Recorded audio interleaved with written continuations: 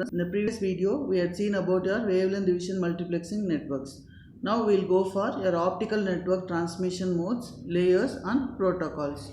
So first we will see about the optical network transmission modes. So here generally in your optical infrastructure, we are going to have a transparent optical network, where this transparent optical network is going to utilize your optical signal transmission, and the electronic devices are going to be used for signal control there, and it is going to provide the method of interconnection to the number of other networks. So here you are going to have the combination of your optical and electronic domains, where the different devices are going to be required to communicate with each other. So in order to establish your connection for the transmission between different segments of the optical fiber network. So each point of your optical network is going to comprise of network nodes and network stations. So network nodes, that is the nodes are going to connect the fibers within the optical network, while the stations are going to connect the optical network to the non-optical systems in the electronic domain.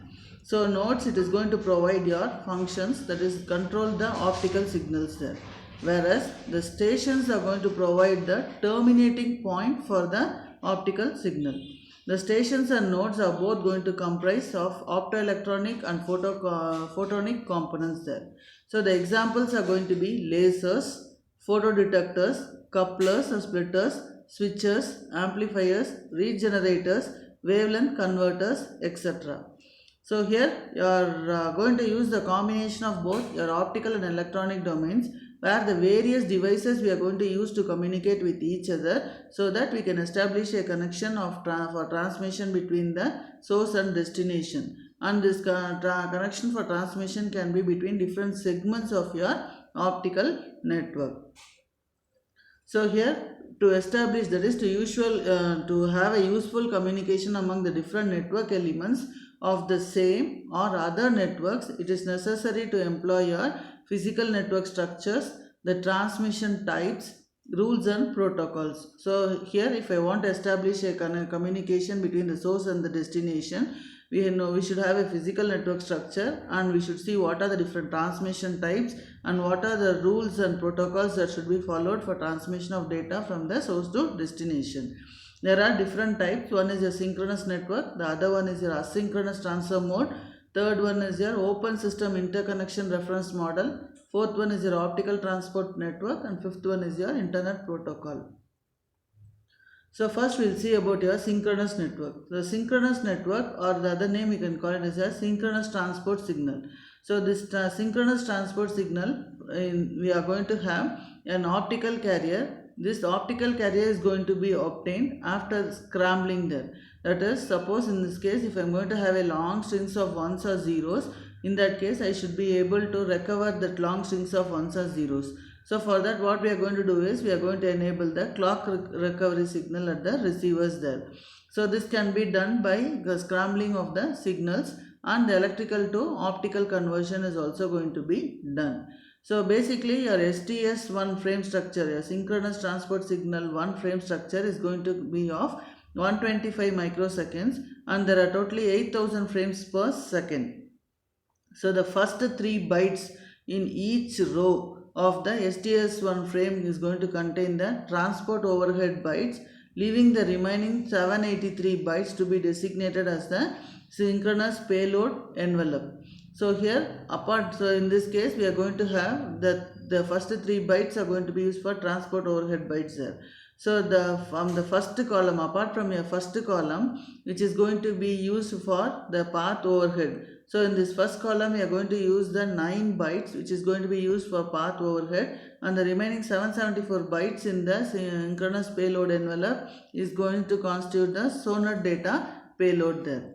So here your transport overhead bytes. So the function of the transport overhead bytes is going to be framing, scrambling, error monitoring, synchronization and multiplexing.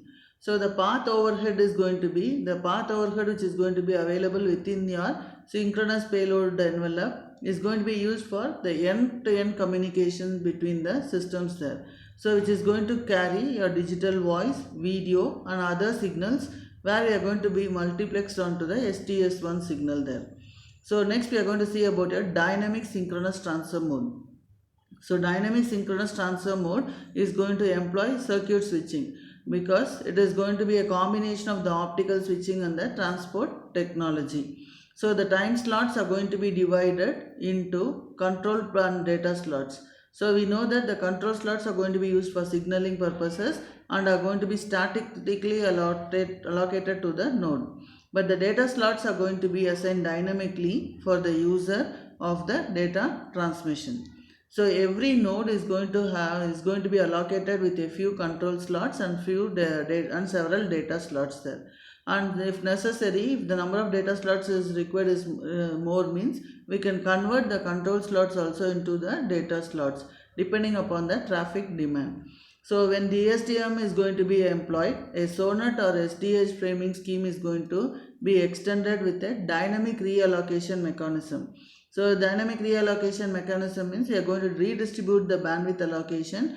So here in this case, whichever user is not using that particular bandwidth, that bandwidth can be allocated for another user based on the demand. So that is why we call it as a DSTM, dynamic synchronous transfer mode there. So here this DSTM is going to be incorporated in your wavelength division multiplex system also. So when it is going to be incorporated in your wavelength division multiplex system, there is going to be a large bandwidth which can be segmented into 512 kilobits per second chunks, and it can be reallocated dynamically. So the dynamic synchronous transfer mode technology is going to include both switching and your data transmission features there. So the next generation of SONET or SDH is going to incorporate switching and provides your configurable on-demand bandwidth allocation. So depending upon the traffic demands, your bandwidth is going to be allocated to the users. That means we can configure it. So here we can see that this is your STS1 frame structure where we are going to have, in the first row we are going to have 3 bytes. These 3 bytes are going to be used for section and line overhead, and the remaining 873 bytes are going to be used for your envelope facility there. So here totally we are going to have your 9 rows there. Next is we are going to go for asynchronous transfer modes. So your asynchronous transfer mode is nothing but we are going to go for a packetized, that is we are going to go for packet multiplexing and switching technique there. So packet multiplexing and switching technique is nothing but it is a combination of packet switching and your circuit switching. So here we are going to take the benefits of the packet switching and the circuit switching and combine it to form the packetized multiplexing and switching technique. So here the information is going to be transferred in fixed sizes there. So these fixed sizes are going to be called as cells, where each cell is going to contain the information about identifying the source of transmission, and it is going to generally contain less data than the packets. So your ATM is nothing but asynchronous, and therefore the time slots are going to be made available only on demand.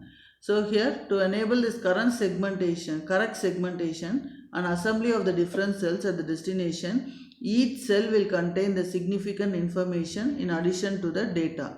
So based on this information only your data packets will be reassembled at the receiver side. So our ATM cell will comprise of a header and a payload. So here it is going to contain 48 bytes of data with 5 bytes of header information. So your asynchronous transfer mode is nothing but again it is the packet of your benefits of your packet and circuit switching there. So here you are going to take a single byte. In this header we are going to have 5 bytes and your payload we are going to have 48 bytes.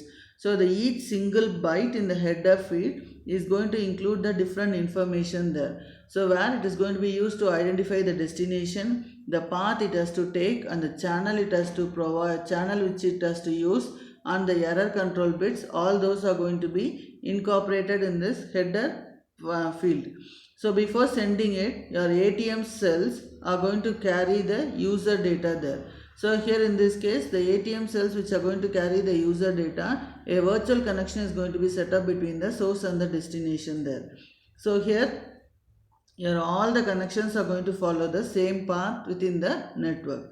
So during the connection setup, each control bit, so in the header there will be a control bit. If each control bit is going to be 1 or 0, which is going to generate an entry in the virtual path identifier or a virtual channel identifier translation table. to inform the destination to receive the incoming packet there. So here you are going to have a virtual path identifier or a virtual channel identifier translation table. So in this translation table, the next hop how the signal should be propagated, that will be indicated available in the translation table, so that the destination can come to know that it should be ready to receive an incoming packet there. So this is your format of your ATM cell, where the header is going to consist of 5 bytes and the payload is going to consist of 48 bytes. Thank you.